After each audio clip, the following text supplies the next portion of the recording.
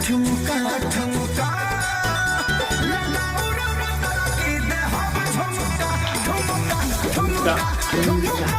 आज हम खेसारी लाल यादव का नया गाना देखने वाले ठुमका ठुमका। शुरू करते हैं, here we go. Global music junction पे आया है भाई।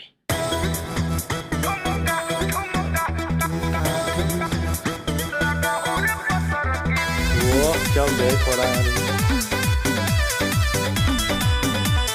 क्या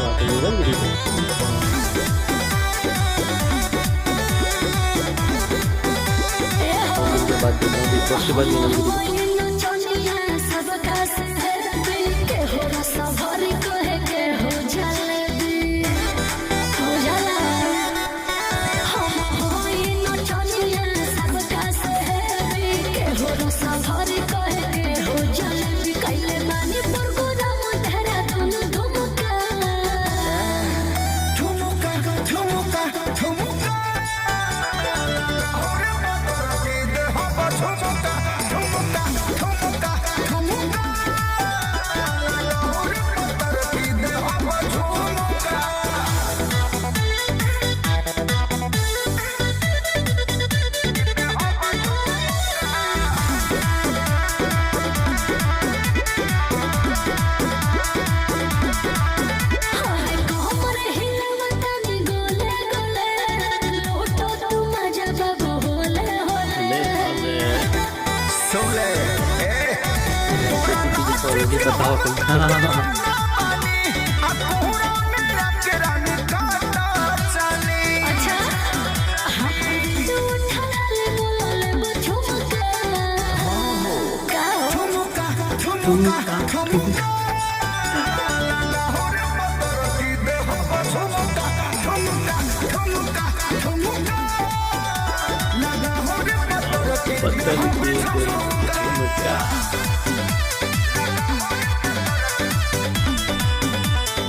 पलटी की बॉडी लग रही है ना,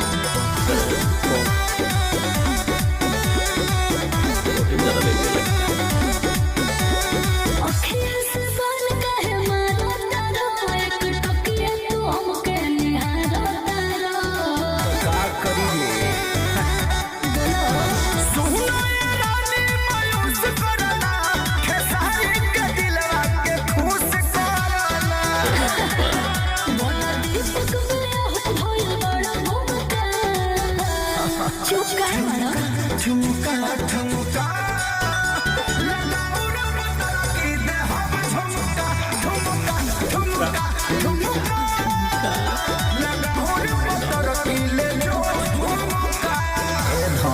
सावधान धोले, अरे तारा से ना दिया पाई हो।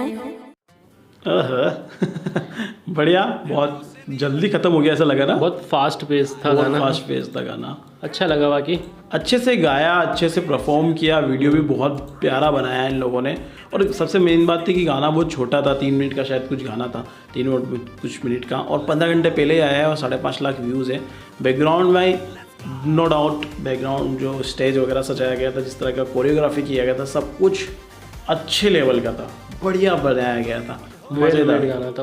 और फाइनली हमको दोनों की जोड़ी को फिर से देखने को मिला। इसी साल के अंदर 2 बार हम उनके गाने को देख चुके हैं। भोजपुरी में मैंने नोटिस किया है, नॉर्मली जो गाने रहते हैं ना, जो सस्ते बजट के जो रहते हैं, उनमें मतलब लीड में तो अच्छा हीरो रहता है, लेकिन एक्ट्रेस ऐसी कोई भी ले लेते हैं, मतलब न्यू कमर भी ले लेते हैं, लेकिन जब अच्छी एक्ट्रेस लेते हैं ना तो गाना भी अच्छा ही रहता है। ये बात सही। अब नीलम को लिया ना तो उन्होंने गाना भी उस लेवल का ही बनाया है, सर कुछ भी ऐसा कि आइटम नंबर वाला इस गाने के लिए अपने पास अच्छा बजट है तो एक्ट्रेस भी अच्छी लेते और गाना भी अच्छा बनाया। तो उन्होंने तो ये वैसा लग रहा है जैसे कोई आइटम नंबर नहीं होता है, भोजपुरी आइटम नंबर टाइप का सॉन्ग था ये।